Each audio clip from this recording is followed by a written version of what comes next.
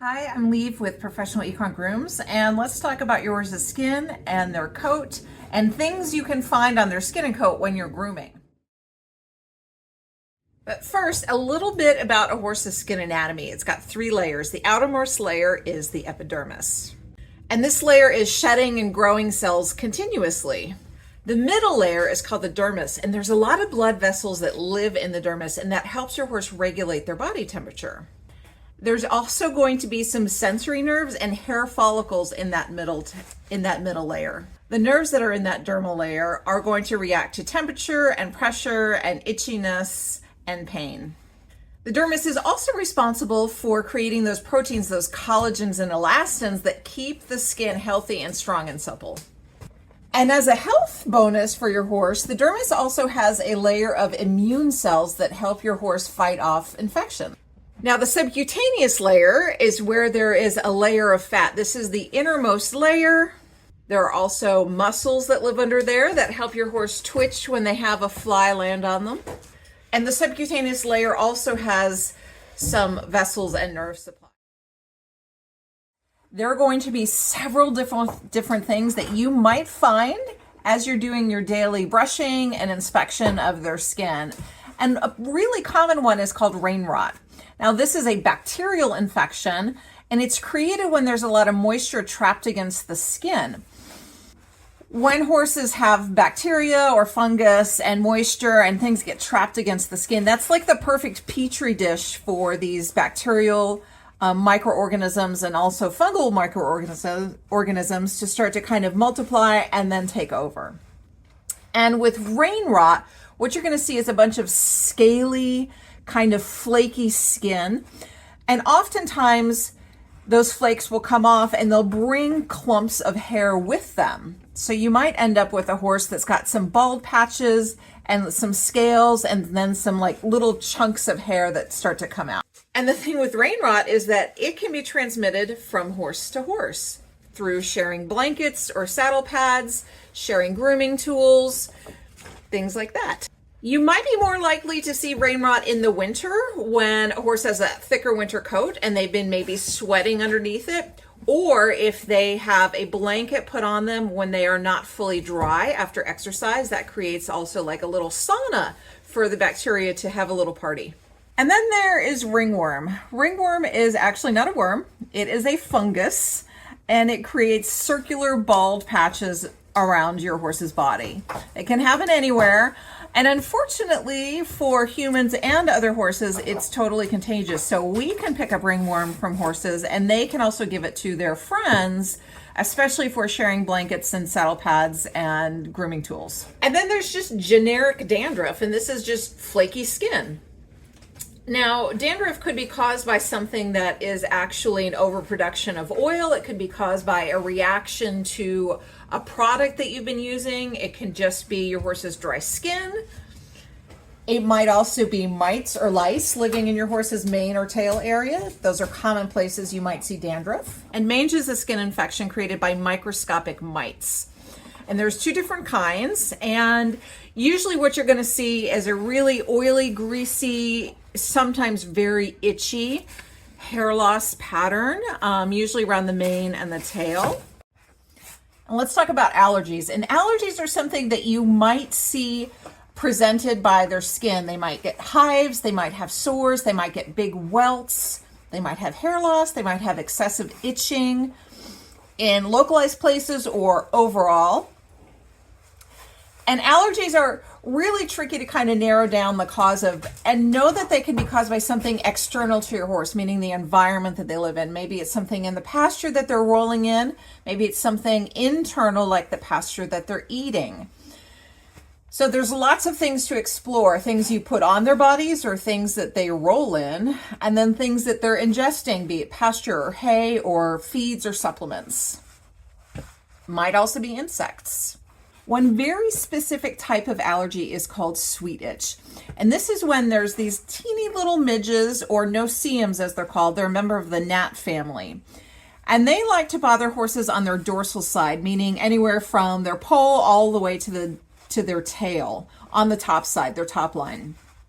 And they will bite a horse and your horse will have an extreme allergic reaction to that, and it creates intense itching. And your horse is going to do whatever they can to relieve that itching. And in doing so, very often they will break the skin and create open wounds. And as those are healing and then getting repeatedly bitten by more midges, the cycle continues. There's more itching, there's more hair and skin loss, there's more biting, there's more itching, and so on and so forth. You might have heard of proud flesh, which happens when a horse's granulation tissue kind of gets out of control during the healing process. Now, there's no nerves in it, but there certainly are blood vessels in it. And it prevents the outer edges of the wound from creating a covering of new skin over that granulation tissue, which is why it tends to bubble outwards.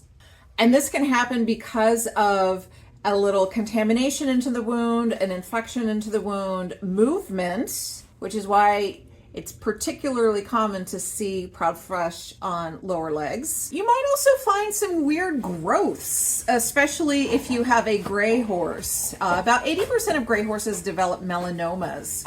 And this is a condition in which the cells that produce melanin, which is the coloring, kind of get out of control, and they start to multiply and haywire, and you will start to find black growths, typically under their tail, sometimes around their eyes and nose, sometimes around their udders and sheath. Melanomas are typically very slow growing, but they can be everywhere in your horse, even internally. There are treatments and vaccinations that you can give your horse in order to help diminish the chance of a gray horse developing melanomas. And then as you see them, it's important to notice where they are and how fast they're growing, and if more are popping up. You might also find a growth called a sarcoid, and this is a skin cancer. They typically stay pretty local. And I've seen them on faces, I've seen them around elbows, I've seen them on bellies and necks, ears, tails, kind of everywhere on a horse. Sometimes they can interfere with a horse's tack. Sometimes they can become uncomfortable and they might need to be surgically removed. You might also find a summer store, and you're going to wonder, if you see a summer store, where on earth it came from, because they come up so quickly. Typically what will happen is a horse will get a small cut or a nick somewhere, and a very specific fly will come along that happens to be being the host for a worm. And the fly will land in this tiny cuts, and the worm will say, you know what, this looks like a great place to live. And the worm decides to live there. And then your horse has a big reaction, and then the sore opens up, sometimes to the size of a quarter or even bigger. And this can happen so quickly. They're extremely difficult to get rid of. And it involves topical medications, sometimes internal medications. But just know that flies and sores in the summer and worms can create a big problem. Horses might get lice or mites. Now, lice you're going to be able to see, and they look like teeny tiny pieces of rice along the mane and sometimes in the tail. Mites are microscopic, and some mites live specifically in lower leg feathers of certain draft breeds. Other times they are just kind of like this general skin problem like mange. And then there's everybody's least favorite skin condition, and that is mud fever or scratches. They all fall under this umbrella of equine pastern dermatitis. And basically what that means is there's a skin problem on the lower legs, but there's more than one reason for this. The most common being there is some sort of mud fever going on where there's a bacterial and or fungal infection of the skin, usually around the lower legs inside those feathers. It goes back to that petri dish of moisture plus bacteria, and just kind of giving those microbes a wonderful place to set up shop. It might also be just a straight up fungal infection. There's also a condition called UV sensitivity or ultraviolet light sensitivity, in which case any pink skin, which is under white hair on your horse, typically the lower legs on that chrome, gets really inflamed when exposed to sunlight. And this is caused by one of two things: a toxic plant that your horse has eaten, or if your horse has a liver problem, that can create that UV sensitivity. And often it looks exactly like scratches or mud fever. Now, whenever you find anything weird or unusual or new on your horse, especially if it's skin related, it's always a great idea to get your vet involved from the very beginning, because you want to identify what's going on and then create the proper diagnosis to get the proper treatment so your horse doesn't have an infection that gets out of control or spreads to other horses. And you know you're spending your time and your dollars treating exactly what it is effectively. And some of these skin conditions can just snowball so quickly and create a lot of itching and discomfort for your horse. So you want to get that taken care of as soon as possible.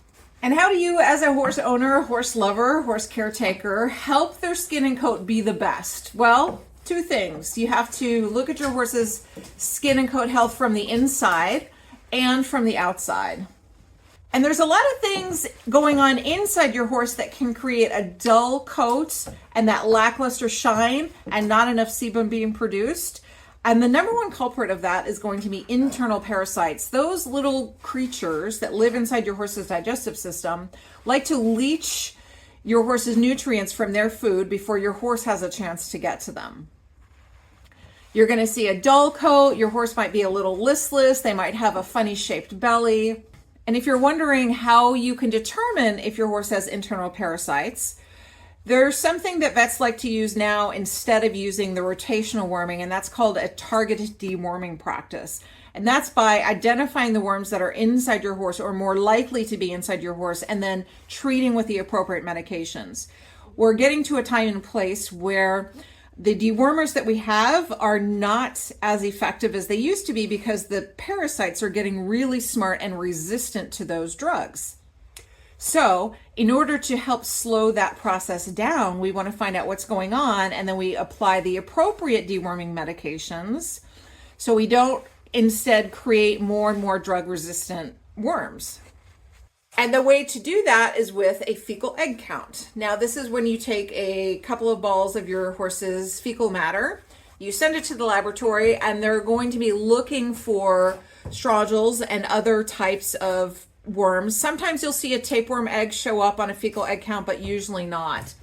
Now, this doesn't test for very, very specific worms, but it gives an idea to your veterinarian about what your horse's egg count is. And this helps your vet determine what the best medication is and if your horse actually needs it. We don't always want to obliterate a horse's parasite load in their body. We want to keep it at a minimal level, again, to help prevent that that phenomenon in which the bacteria or the parasites are starting to be immune to the drugs.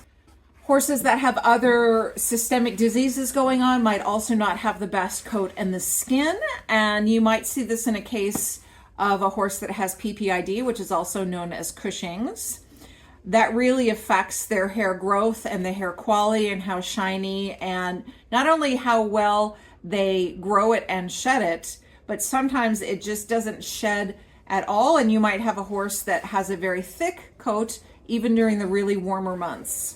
And just to be clear, a horse that has a very thick coat doesn't always have Cushing's, and a horse that has Cushing's does not always have that very, very thick coat that is hard or late to shed. Horses that are missing some vital nutrients in their diet might also have less than lustrous skin and coat. And I'm talking specifically about omega-3 fatty acids. These are so important not only in their general comfort. The omega-3 fatty acids tend to be anti-inflammatory, so that helps a lot with internal processes, but it also creates a really lustrous coat when your horse has the proper balance of omega-3s to omega-6s. And ideally, they're getting a lot more 3s than they are 6s. Good sources of the 3s are going to be your fish oils, your flax, your chia. Although I find that because you have to soak chia, it's not always convenient, especially if you live in an environment where having water soaking around your food is not ideal. But flax is great. You can get it where it's already been cold milled, where you don't have to worry about grinding it yourself. You don't have to worry about is it going to become rancid if it sits too long before feeding.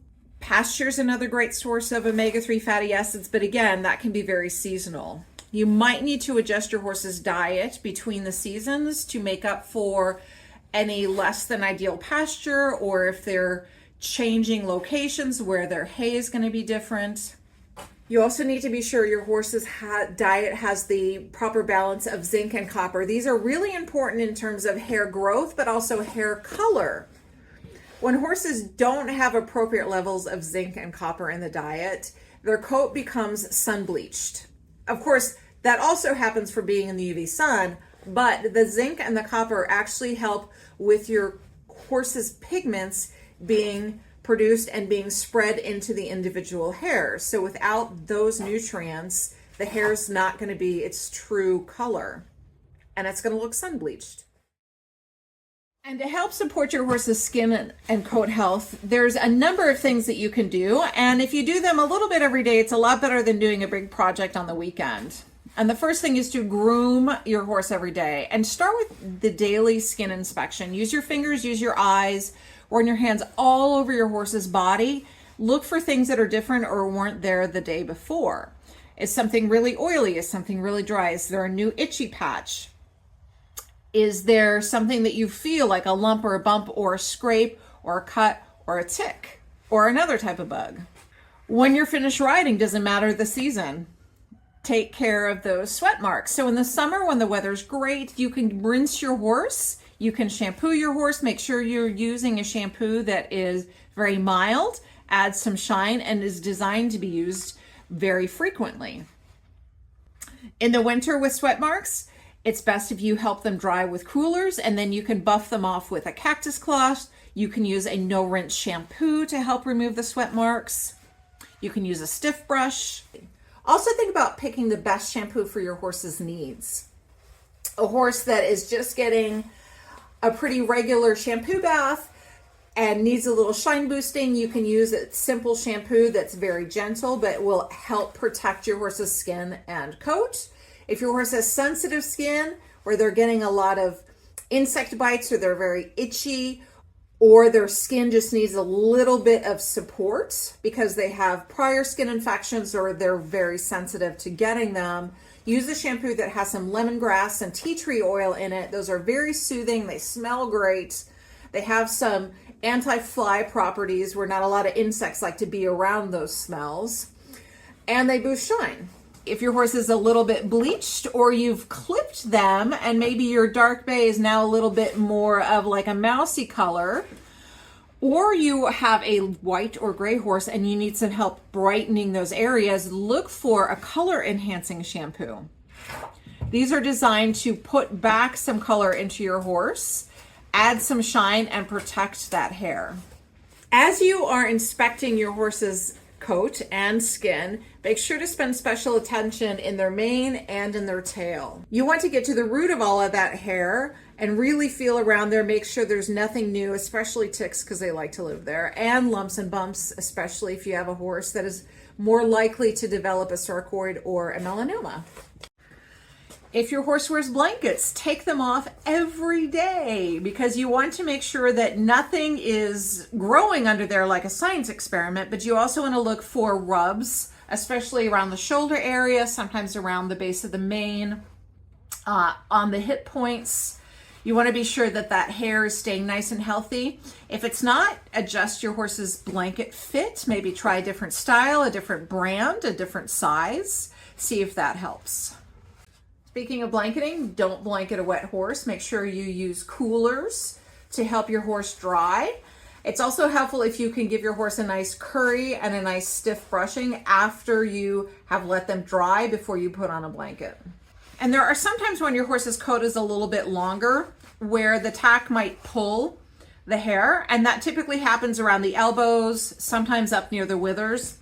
And as your horse moves with the tack, sometimes the tack will just pinch that hair and pull it out. So be sure to inspect everywhere where your tack is sitting, especially around the girth area, to make sure there's no rubs being caused by that.